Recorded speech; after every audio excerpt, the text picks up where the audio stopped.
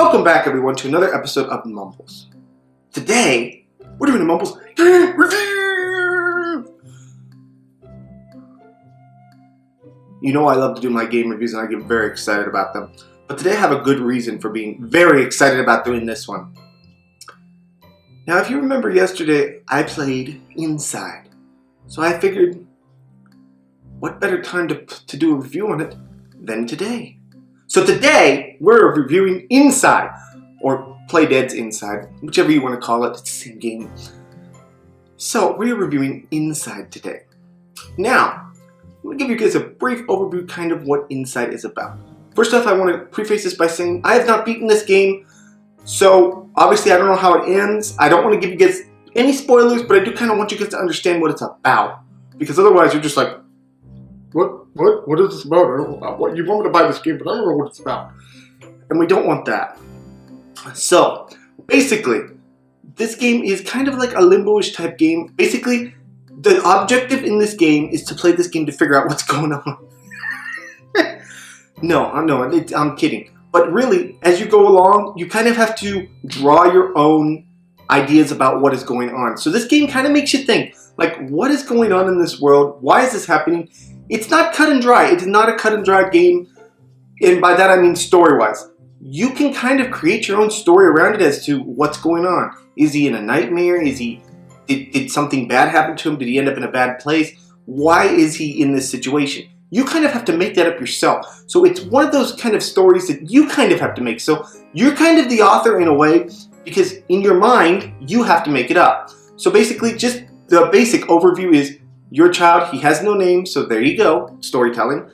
He has no name, and in the very beginning, you start off on this path, and you go through this path. Along the way, you come up upon obstacles and puzzles that you have to solve, and you keep going like this until you reach the end, which, as I said, I haven't done. So that's kind of an overview of what it is. Now we'll get into the nitty-gritty. So like I said, story-wise, we pretty much addressed that. It's kind of a make your own story based on what's going on in the game. So you kind of have to decide, why is this way? Why is this that way? Make your own inferences about what is going on. So that's the story. Graphic-wise, the game looks very dark. And by that, I mean the tone of it seems very dark at times, which I love, guys. So graphic-wise, it has great graphics. But, if you look at it and you compare it to, like, Gears of War or something like that, obviously, it's not as good as Gears of War, but it does have great graphics, and it does its job. Control-wise, basically you use like the control stick or the arrow keys if you're on the computer, and like one button, and you're good to go. So there's no real, oh, it's so hard. Controls are very simple, simplistic, and they work very well. They did a great job with those. So, pretty much there is really, the only con to this game is very simply, you kind of have to make up the story yourself, because it's not going to tell you what the story is. You go through things, you do these puzzles, you do these things, and you're kind of having to make it up on your own. Another con is if you're not a big puzzle game person, then obviously, you may not want to play this. So those really are the only two cons. Now that we've broken everything down, which I love to do, what are we going to give this on our Mumbles review? Now I gotta say, I'm extremely tempted to give this a 10. Because I love what they did with it. I'm extremely tempted to give it a 10. And I'm fighting myself right now in as much as, because I think it deserves a 10.